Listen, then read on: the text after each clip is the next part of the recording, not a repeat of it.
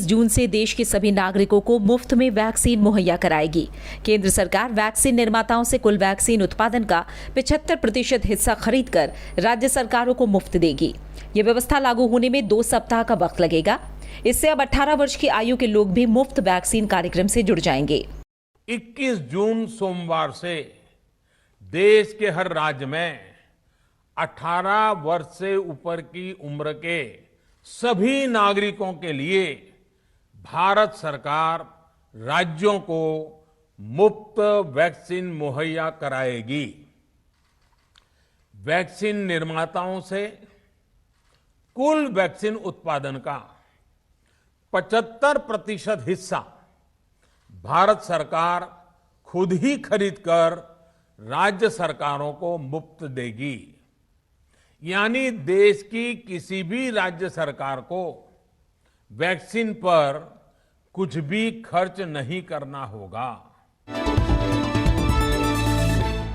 केंद्र सरकार ने प्रधानमंत्री गरीब कल्याण अन्न योजना को दिवाली तक आगे बढ़ा दिया है। सरकार अब नवंबर तक 80 करोड़ से अधिक देशवासियों को हर महीने तय मात्रा में मुफ्त अनाज उपलब्ध कराएगी।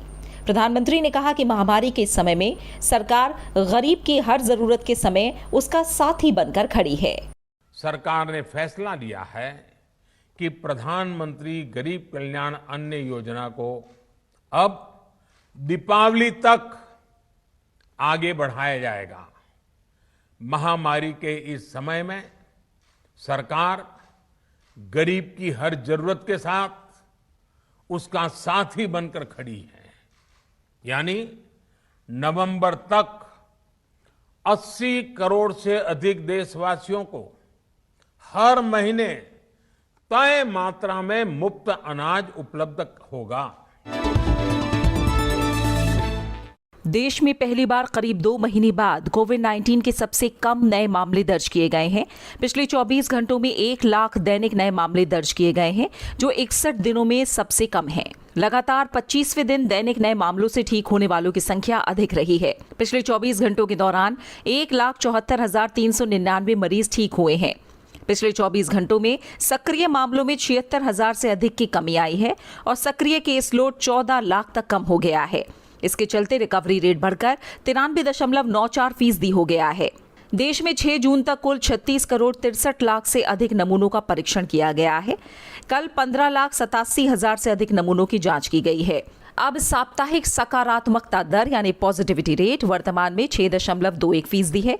वहीं दैनिक सकारात्मकता दर 6.34% है, जो लगातार 14 दिनों से 10% से कम है।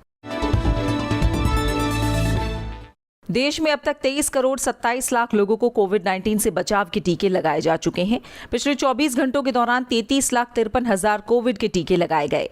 इनमें से करीब 30 लाख लोगों को पहला टीका, जबकि 3,53,000 लोगों को दूसरा टीका लगाया गया।